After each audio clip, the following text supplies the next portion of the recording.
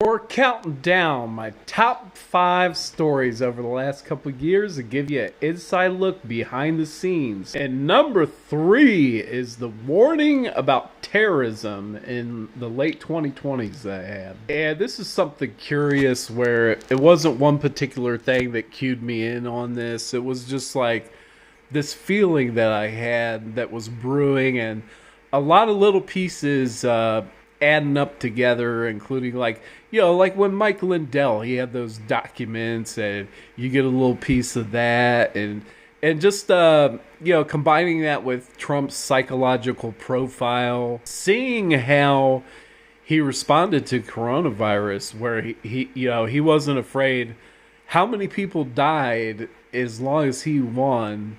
It just adding up a lot of little pieces to that I was predicting that kind of terrorist attack.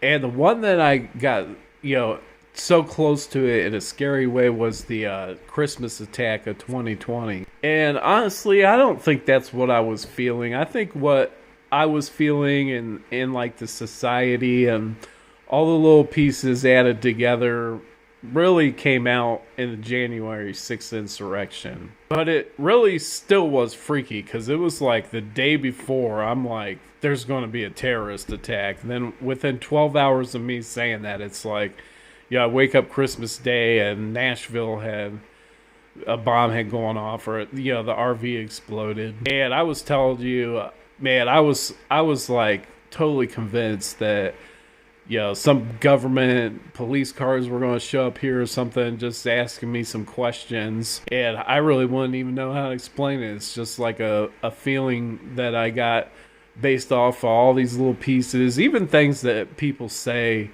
online. You get exposed to so many comments and everything when you're doing this kind of work.